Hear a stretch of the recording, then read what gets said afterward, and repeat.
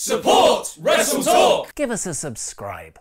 Hello and welcome to the WrestleTalk News. I'm Ollie Davis. When WWE purchased WCW in 2001, they also acquired all of their competitors' assets, including wrestler names, rings, sets, and pay-per-view concepts. But aside from occasionally reviving the Great American Bash and Clash of Champions, WWE have refrained from bringing back any other WCW shows. There's been no Halloween Havoc with all the pumpkins and skeletons, no World War III with its 3-ring 60-man battle royal, yep, that's an actual match that happened, and no Bash at the Beach where the commentators have to wear the always-on-trend Hawaiian shirt. Rest in peace, Brain. That's all set to change though, with WWE bringing back WCW's most recognisable pay-per-view name. WWE have announced they're hosting a special live event on November 25th called Starrcade, the name of WCW's equivalent to WrestleMania. The show will take place in the same venue that hosted the first 4 Starrcades in the 1980s, the Greensboro Coliseum. The Coliseum's official Twitter account has revealed the match card for the show, promoting a double steel cage match for its main events.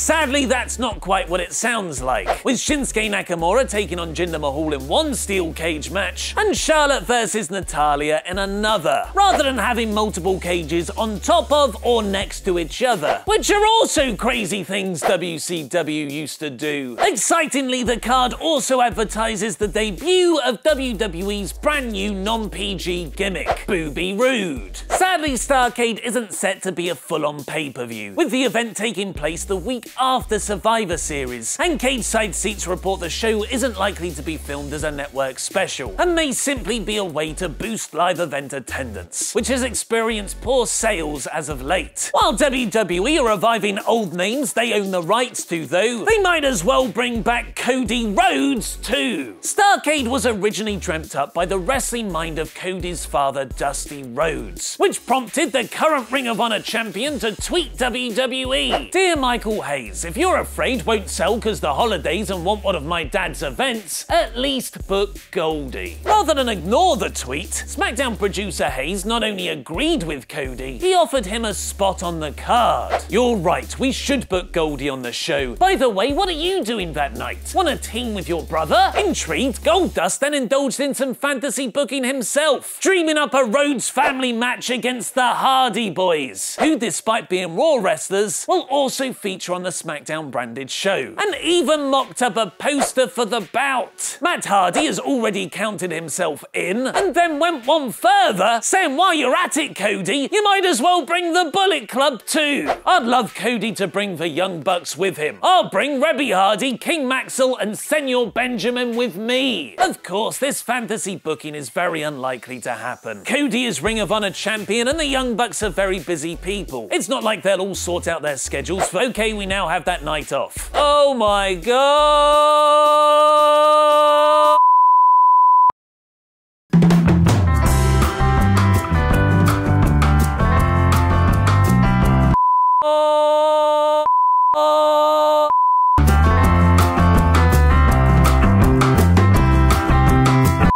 Jinder Mahal's new SmackDown gimmick is racism. And what's the latest on Paige's WWE return? Click the videos to the left to find out, press subscribe and support WrestleTalk on Patreon. I've been Ollie Davis and that was wrestling.